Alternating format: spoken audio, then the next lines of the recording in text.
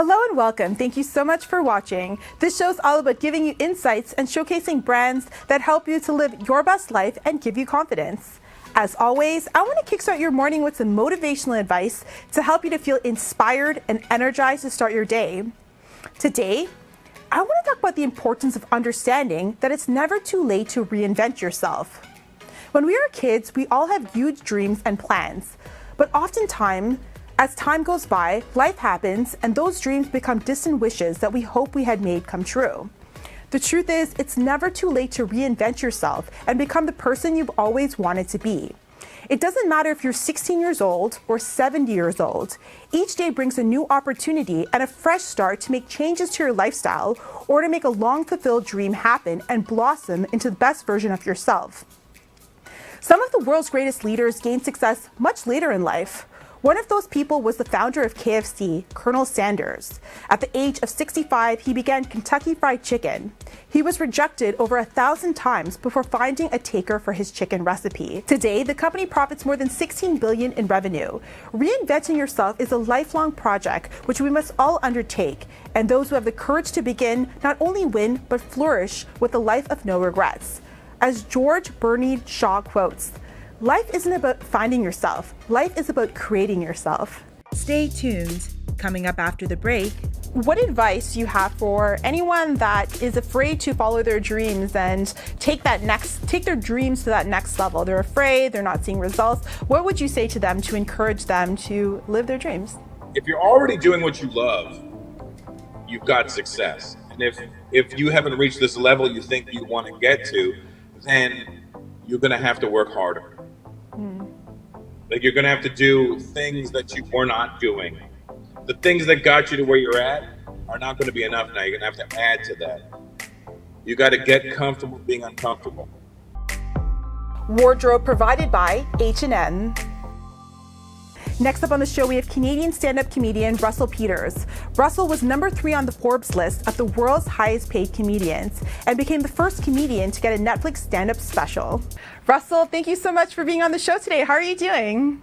I'm good. Can you hear me now, Darriel? I can hear you. We had some technical difficulties, but it's working now. We sorted it out. We're all good there. So thank you for making this happen, and I just want to dive into it. So everyone knows you as this household name, this huge comedian. So I want to bring it back to the beginning and when you decided you were going to pursue comedy. I mean, I started in 1989. I didn't really have any plans to do anything else with my life, so it's kind of one of those things that just happened. Mm-hmm. And I read somewhere that you were one of the first South Asian comedians. So is that true? And also, I am the, not one of, I am the. You are the, okay, the. Was it difficult kind of getting into the industry at that time with the lack of diversity, or was it intimidating? Well, there's nobody in my family that's in the entertainment business. And in 1989, you tell me what you saw on TV. So we were an invisible minority, and I wasn't doing it to prove a point. I was just doing it because I wanted to be a comedian. Mm-hmm. And, you know, in 1989, what was your first major big break that you had that kind of, you know, catapulted your career? There was no major big break in 1989. No?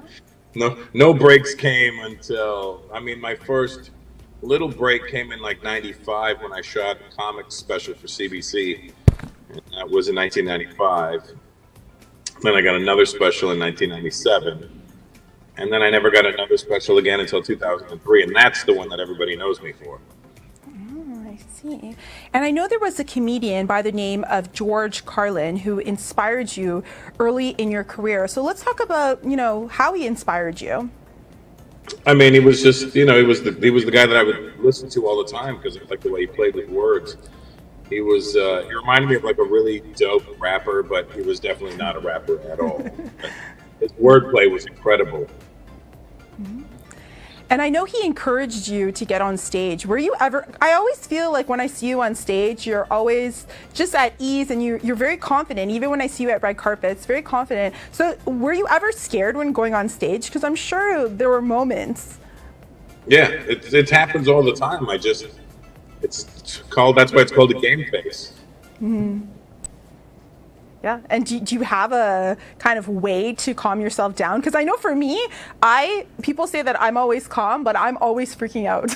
Deep down inside, I'm always like panicked, but you wouldn't You know it seem on air. panicked. But like, do you have a way to No, I calm? don't know. I don't get it. That's, as far as I'm concerned, you're way too into your head at that point, and then you're never going to defeat yourself. I mean, you're never going to get past yourself. You're your own worst enemy. So you immediately, it's for me. It's kind of like, you ever see that video of a woman who throws her infant into a swimming pool, and then the baby just goes under and then pops up and starts swimming. You're like, what the hell? It's instinct.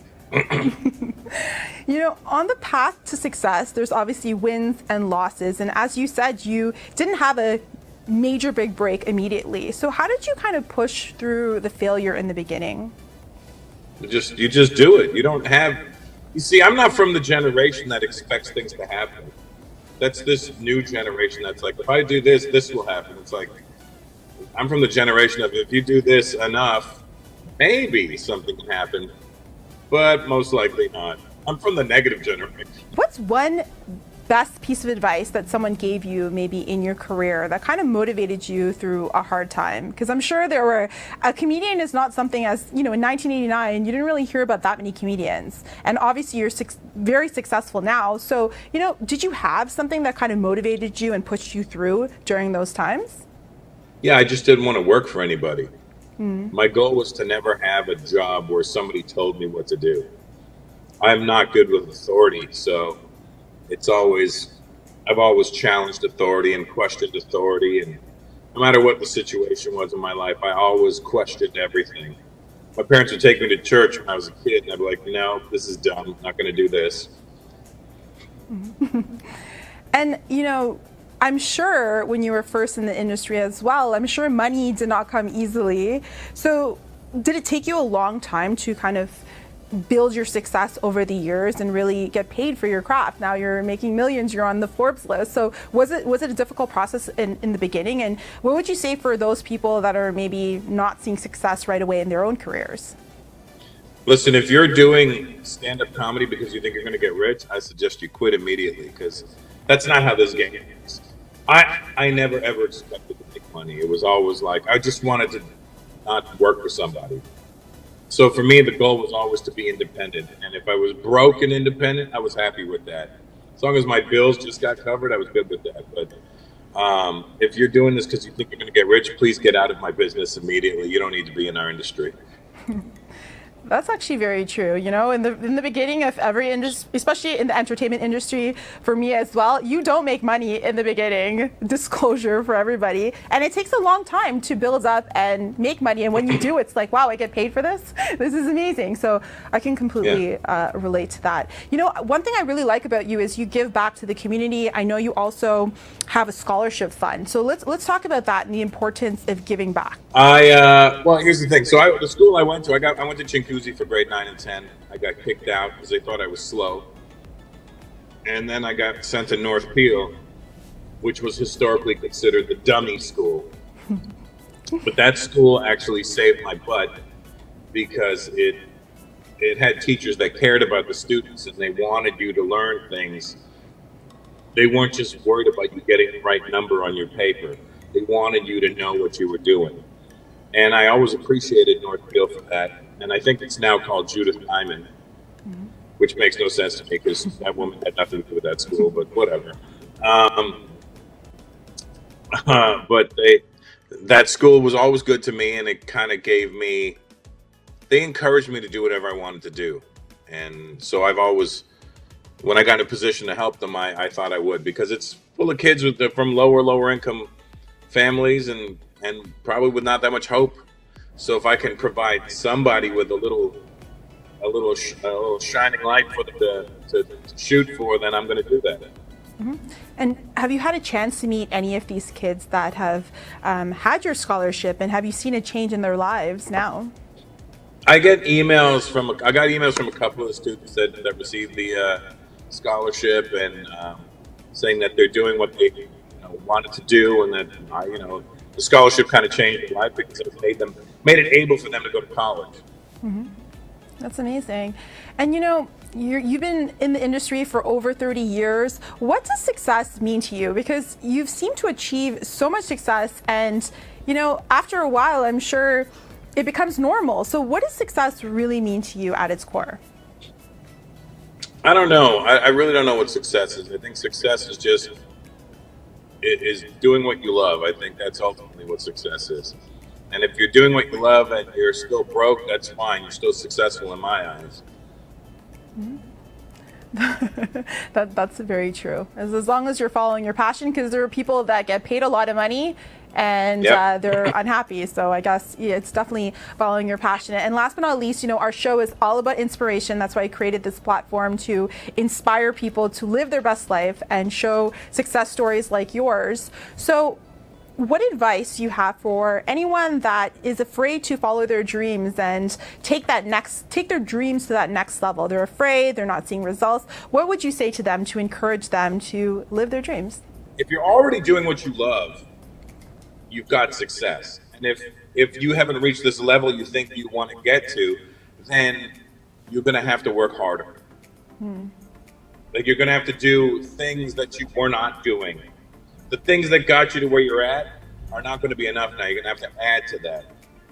You got to get comfortable being uncomfortable. I think that's very, very true. And what are your current projects right now? What are you working on? Let's see. I think I just booked. I don't know if that's announced yet. I can't say it. But, I got a movie coming out in the fall. Oh, wow. Called, remember Clifford the Big Red Dog? Yes, I do. You're dressed like him today. I know, right? Well, we did this movie a couple of years ago, and because of COVID, it never came out last year. So it's going to come out this fall, and it's a kids movie, and I play a guy named Malik the Magician. Very nice. Very exciting. Well, thank you, Russell, so much for being on the show today. I know you're really busy. Thank you for making this happen, and I really appreciate it. And I hope to see you soon, and congratulations on all your success. Thanks, Darriel Roy. All right. Thanks so much, Russell. It's been a pleasure, Darriel. and hope to see you soon. Thanks. All right. Bye. Tag TV is available on Roku, Amazon Fire TV, Apple and Android TVs, as well as on Apple and Android phones. Watch us live through YouTube and Facebook.